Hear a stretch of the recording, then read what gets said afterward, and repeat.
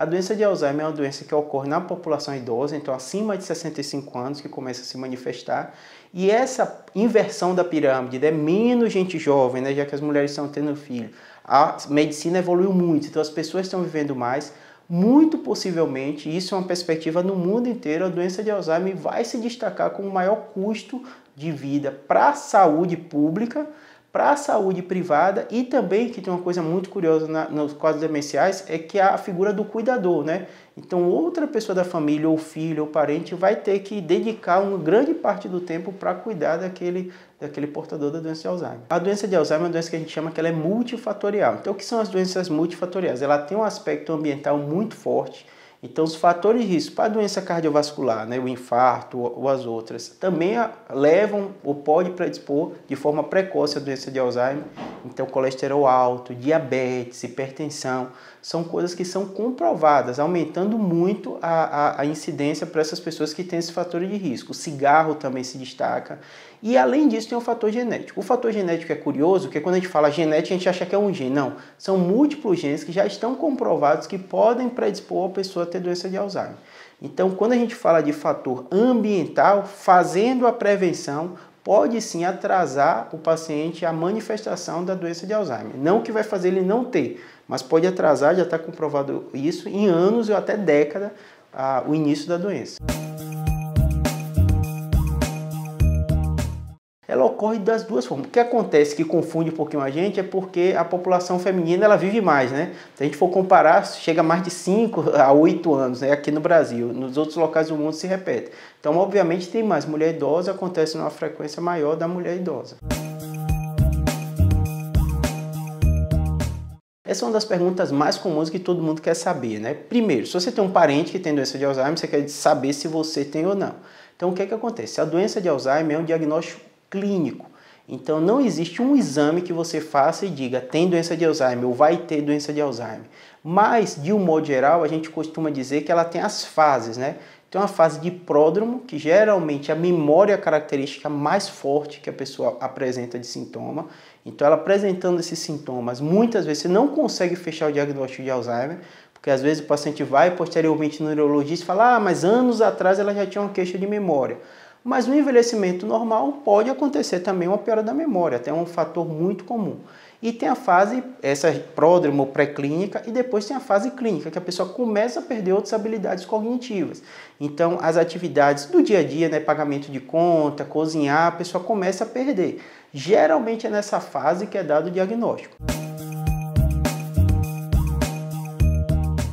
No envelhecimento normal, a gente costuma dizer que há um declínio cognitivo. Quando o familiar nota que as coisas do dia a dia do paciente, ele está bem habituado, socialmente, ele sai, ele faz as coisas dele, mas de vez em quando tem uns lapsos de memória, né? Vai falar o nome de um neto, né? Esquece, troca, ou esqueceu, não sabe onde está uma chave, né? São coisas que acontecem no envelhecimento normal.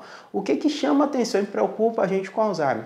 Quando isso começa a prejudicar o convívio social com o paciente. Eu estou dizendo, isso é uma coisa da memória, é totalmente diferente da gente imaginar um paciente que não consegue ir no banco, que não consegue comprar, que sai para a rua e não consegue voltar para casa, não consegue lembrar. Então, assim, são situações assim, muito diferentes, né?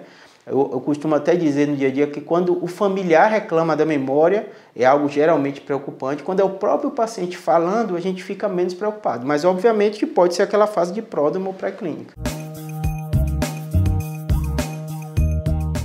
Você fazendo, evitando esses fatores de risco, diabetes, hipertensão, tabagismo, consegue reduzir quase 10% a manifestação da doença em questão de 5, 10 anos. Então, assim, os mesmos fatores de riscos que a gente usa para cardiovascular, eles estão comprovados como retardo do aparecimento da doença de Alzheimer. A gente não consegue predizer quantos anos são, porque geralmente esses estudos são estudos populacionais. Então ele pega uma população idosa, começa a acompanhar e ver quem tem o hábito de fazer exercício físico, quem tem o hábito de se alimentar bem, quem está com peso normal, e percebe essas diferenças de forma bem clara. Na questão da atividade cognitiva também está comprovado que populações que têm maior escolaridade têm uma incidência maior da doença de Alzheimer. Isso é curioso porque, de um modo geral, as pessoas pensam o contrário, né? Fala que usou tanto o cérebro que está falhando. Não. O que acontece é que muitas vezes confunde o fator de, às vezes, população que tem maior escolaridade ter maior assistência à saúde, então elas vão viver mais, vão ter mais idade, então, às vezes, de forma absoluta, você vê uma incidência maior, mas sim porque viveram mais. Mas pessoas que estudaram, que têm uma atividade cerebral, ela, sem dúvida nenhuma, isso já está comprovado, tem menor incidência, ou tem um retardo do aparecimento.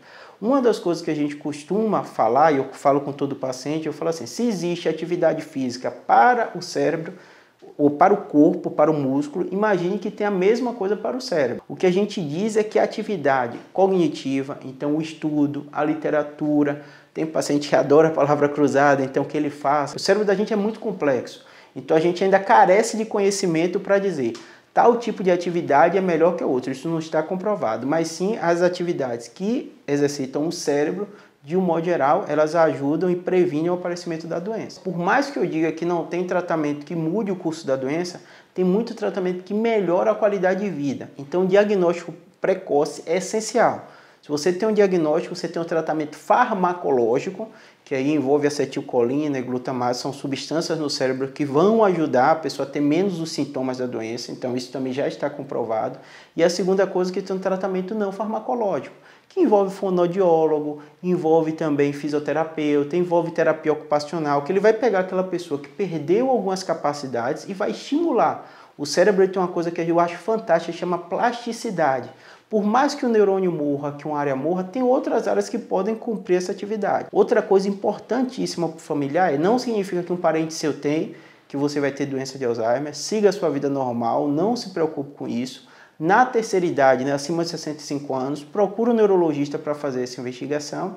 E saiba, eu costumo dizer o seguinte, que a vida é um ciclo. Doenças que não eram tão frequentes quanto doença de Alzheimer, elas vão aparecer com maior frequência. Mas nada impede que você tenha o seu familiar, que você ame. E inclusive tem histórias fantásticas de pessoas que conviveram com pessoas com Alzheimer, com amor, com carinho. A pessoa não deixa de ser ela.